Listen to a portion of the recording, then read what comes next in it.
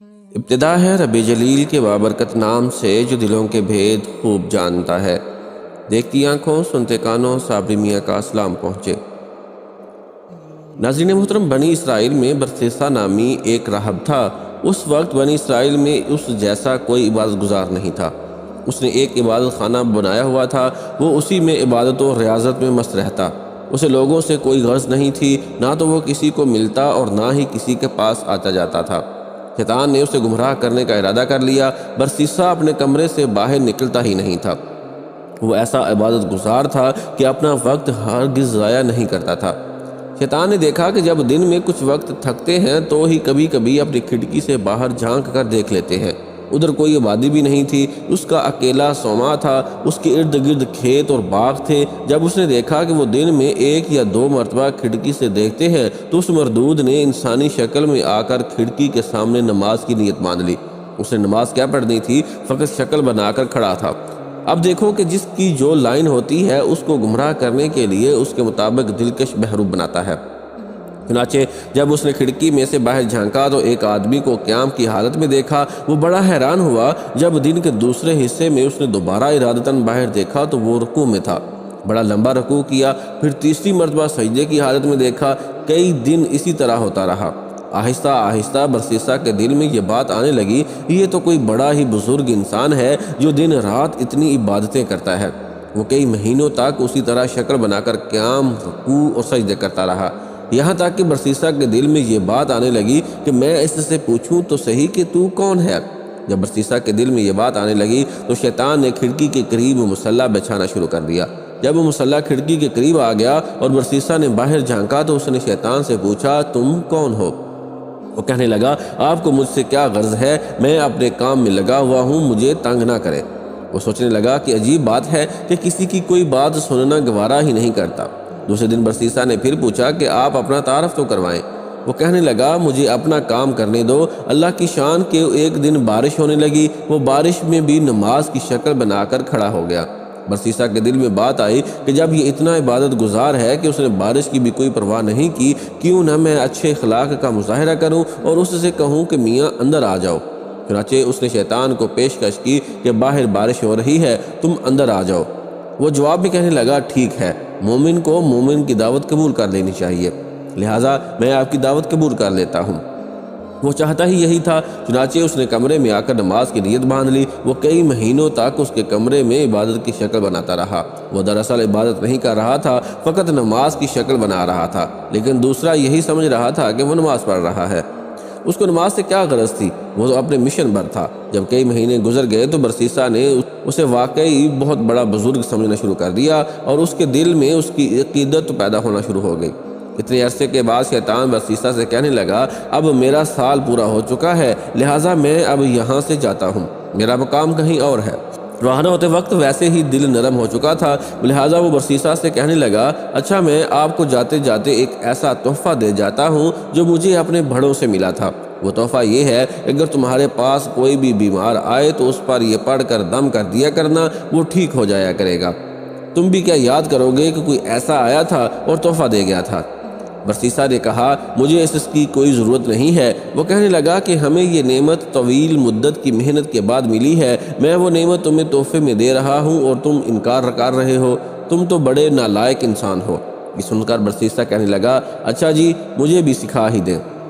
چنانچہ شیطان نے اسے ایک دم سکھا دیا اور وہ یہ کہتے ہوئے رخصت ہو گیا کہ اچھا پھر کبھی ملیں گے۔ وہ وہاں سے سیدھا بادشاہ کے گھر گیا۔ بادشاہ کے 3 بیٹے اور 1 بیٹی تھی۔ شیطان نے جا کر اس بیٹی پر اثر ڈالا اور وہ مجنونہ سی بن گئی۔ وہ خوبصورت اور پڑھی لکھی لڑکی تھی، لیکن شیطان کے اثر سے اسے دورے پڑنا شروع ہو گئے۔ بادشاہ نے اس کے علاج کے لیے حکیم اور ڈاکٹر بلوا لیے۔ کئی دنوں تک وہ اس کا علاج کرتے رہے، لیکن کوئی فائدہ نہ ہوا۔ جب کئی دنوں کے علاج کے بعد کچھ افاقہ نہ ہوا تو شیطان نے بادشاہ کے دل میں یہ بات ڈالی کہ بڑے حکیموں اور ڈاکٹروں سے علاج کروا لیا ہے، اب کسی دم والے سے ہی دم کروا کر دیکھ لو۔ خیال آتے ہی اس نے پوچھا کہ ہاں، کسی دم والے کو تلاش کرنا چاہیے۔ چنانچہ اس نے اپنی سرکاری ہرکارے بھیجے تاکہ وہ پتہ کر کے آئیں کہ اس وقت سب سے زیادہ نیک بندہ کون ہے۔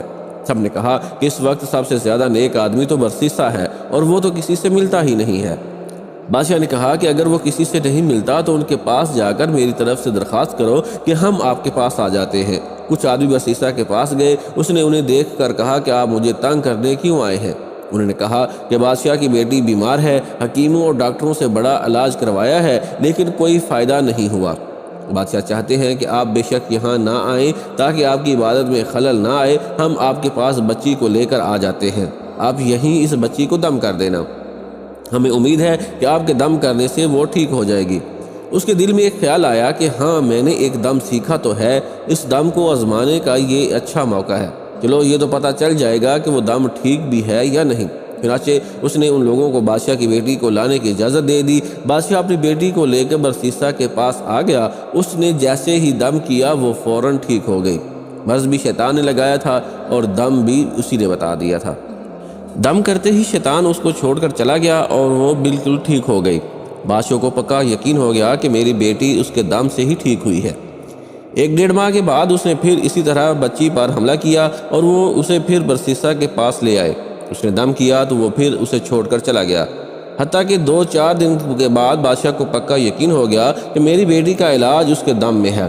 اب برسیسا کی بڑی شہرت ہوئی کہ اس کے دم سے بادشاہ کی بیٹی ٹھیک ہو جاتی ہے۔ کچھ عرصے کے بعد اس بادشاہ کے ملک پر کسی نے حملہ کیا، وہ اپنے شہزادوں کے ہمراہ دشمن کا مقابلہ کرنے کے لیے تیاری کرنے لگا۔ اب بادشاہ سوچ میں پڑ گیا کہ اگر جنگ میں جائے تو بیٹی کو کس کے پاس چھوڑ کر جائیں۔ کسی نے مشورہ دیا کہ کسی وزیر کے پاس چھوڑ جائیں اور کسی نے کوئی اور مشورہ دیا۔ بادشاہ کہنے لگا کہ اگر اس کو دوبارہ بیماری لگ گئی تو پھر کیا بنے گا؟ برسیسا تو کسی کی بات بھی نہیں سنے گا۔ چنانچہ بادشاہ نے کہا کہ میں خود برسیسا کے پاس اپنی بیٹی کو چھوڑ جاتا ہوں۔ دیکھو شیطان کیسے جوڑ ملا رہا ہے۔ بادشاہ اپنے تینوں بیٹوں اور بیٹی کو لے کر برسیسا کے پاس پہنچ گیا اور کہنے لگا کہ ہم جنگ پر جا رہے ہیں، زندگی اور موت کا پتہ نہیں ہے، مجھے اس وقت سب سے زیادہ اعتماد تم پر ہے اور میری بیٹی کا علاج بھی تمہارے ہی پاس ہے، لہٰذا میں چاہتا ہوں کہ یہ بچی تمہارے پاس ہی ٹھہر جائے۔ برسیسا کہنے لگا توبہ توبہ، میں یہ کام کیسے کر سکتا ہوں کہ اکیلی میرے پاس ٹھہرے؟ بادشاہ نے کہا کہ نہیں، ایسی کوئی بات نہیں ہے، بس آپ اجازت دے دیں، میں اس کے رہنے کے لیے آپ کے عبادت خانے کے سامنے ایک گھر بنوا دیتا ہوں اور یہ اسی گھر میں ٹھہرے گی۔ برسیسا نے یہ سن کر کہا چلو ٹھیک ہے۔ جب اس نے اجازت دے دی تو بادشاہ نے اس کے عبادت خانے کے سامنے گھر بنوا دیا اور بچی کو وہاں چھوڑ کر جنگ پر روانہ ہو گئے۔ اب برسیسا کے دل میں بات آئی کہ میں اپنے لیے تو کھانا بناتا ہی ہوں، اگر بچی کا کھانا بھی میں بنا دیا کروں تو اس میں کیا حرج ہے، کیونکہ وہ اکیلی ہے، پتہ نہیں وہ اپنے لیے کھانا پکائے گی بھی یا نہیں۔ چنانچہ وہ کھانا بناتا اور آدھا خود کھا کر باقی آدھا کھانا اپنے عبادت خانے کے دروازے سے باہر رکھ دیتا اور اپنا دروازہ کھٹکھٹا دیتا۔ یہ اس لڑکی کے لیے اشارہ ہوتا کہ اپنا کھانا اٹھا لو۔ اس طرح وہ لڑکی کھانا اٹھا کر لے جاتی اور کھا لیتی۔ کئی مہینوں تک یہی معمول رہا۔ اس کے بعد شیطان نے اس کے دل میں یہ بات ڈالی کہ دیکھو وہ لڑکی اکیلی رہتی ہے، تم جا کر کھانا پکا کر اپنے دروازے کے باہر رکھ دیتے ہو اور لڑکی کو وہ کھانا اٹھانے کے لیے گلی میں نکلنا پڑتا ہے، اگر کبھی کسی مرد نے دیکھ لیا تو وہ اس کی عزت خراب کر دے گا، اس لیے بہتر یہ ہے کہ کھانا بنا کر اس کے دروازے کے اندر رکھ دیا کرو تاکہ اس کو باہر نکلنا نہ پڑے۔ چنانچہ برسیسا نے کھانا بنا کر اس کے دروازے کے اندر رکھنا شروع کر دیا۔ وہ کھانا رکھ کر کنڈی کھٹکھٹا دیتا اور وہ کھانا اٹھا لیتی۔ یہ سلسلہ چلتا رہا۔ جب کچھ اور مہینے بھی گزر گئے تو شیطان نے اس کے دل میں ڈالا کہ تم خود تو عبادت میں لگے ہوتے ہو، یہ لڑکی اکیلی ہے، ایسا نہ ہو کہ تنہائی کی وجہ سے اور زیادہ بیمار ہو جائے، اس لیے بہتر ہے کہ اس کو کچھ نصیحت کر دیا کرو تاکہ یہ بھی عبادت گزار بن جائے اور اس کا وقت ضائع نہ ہو۔ یہ خیال دل میں آتے ہی اس نے کہا کہ ہاں یہ بات تو بہت اچھی ہے، لیکن اس کام کی کیا ترتیب ہونی چاہیے؟ شیطان نے اس بات کا جواب بھی اس کے دل میں ڈالا کہ اس کو کہہ دو کہ اپنے گھر کی چھت پر آ جایا کرے اور تم بھی اپنے گھر کی چھت پر بیٹھ جایا کرو اور اسے واعظ و نصیحت کیا کرو۔ چنانچہ اس نے اسی طرح اسے واعظ و نصیحت کرنا شروع کر دی۔ اس کے واعظ کا اس لڑکی پر بڑا اثر ہوا، اس نے نمازیں اور وظیفے شروع کر دیے۔ اب شیطان نے اس کے دل میں یہ بات ڈالی کہ دیکھ تیری نصیحت کا اس پر کتنا اثر ہوا، ایسی نصیحت تو ہر روز ہونی چاہیے۔ چنانچہ اس نے روزانہ نصیحت کرنا شروع کر دی۔ اسی طرح کرتے کرتے جب کچھ وقت گزر گیا تو شیطان نے پھر اس کے دل میں یہ بات ڈالی کہ تم اپنے گھر کی چھت پر بیٹھتے ہو اور وہ اپنے گھر کی چھت پر بیٹھتی ہے، راستے میں گزرنے والے کیا باتیں سوچتے ہوں گے، یہ کون باتیں کر رہے ہیں؟ اس طرح تو بہت ہی غلط تاثر پیدا ہو جائے گا، اس لیے بہتر ہے کہ چھت پر بیٹھ کر اونچی آواز سے بات کرنے کی بجائے تم دروازے سے باہر کھڑے ہو کر تقریر کرو اور وہ دروازے کے اندر کھڑی ہو کر سن لے، پردہ تو ہوگا ہی صحیح۔ چنانچہ اب اسی ترتیب سے واعظ و نصیحت شروع ہو گئے۔ کچھ عرصے تک کسی طرح معمور رہا۔ اس کے بعد شیطان نے پھر برسیسا کے دل میں خیال ڈالا کہ تم باہر کھڑے رہ کر تقریر کرتے ہو، دیکھنے والے کیا کہیں گے کہ پاگلوں کی طرح ایسے ہی باتیں کر رہا ہے، اس لیے اگر تقریر کرنی ہے تو چلو کواڑ کے اندر کھڑے ہو کر لیا کرو، وہ دور کھڑی ہو کر سن لیا کرے گی۔ چنانچہ اب اس نے دروازے کے اندر کھڑے ہو کر تقریر کرنا شروع کر دیا۔ جب اس نے اندر کھڑے ہو کر تقریر کرنا شروع کر دی تو لڑکی نے اسے بتایا کہ اتنی نمازیں پڑھتی ہوں اور اتنی عبادت کرتی ہوں۔ یہ سن کر اسے بڑی خوشی ہوئی کہ میری نصیحتوں کا اس پر بڑا اثر ہو رہا ہے، اب میں اکیلا ہی عبادت نہیں کر رہا ہوتا بلکہ یہ بھی عبادت کر رہی ہوتی ہے۔ کئی دن تک یہی سلسلہ چلتا رہا۔ بالآخر شیطان نے لڑکی کے دل میں برسیسا کی محبت ڈالی اور برسیسا کے دل میں لڑکی کی محبت ڈالی۔ چنانچہ لڑکی نے کہا کہ آپ جو کھڑے کھڑے بیان کرتے ہیں میں آپ کے لیے چارپائی ڈال دیا کروں گی، آپ چارپائی پر بیٹھ کر بیان کر دیا کرنا اور میں دور بیٹھ کر سن لیا کروں گی۔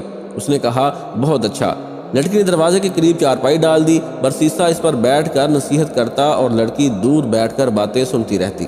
اس دوران شیطان نے برسیسا کے دل میں لڑکی کے لیے شفقت و ہمدردی پیدا کر دی۔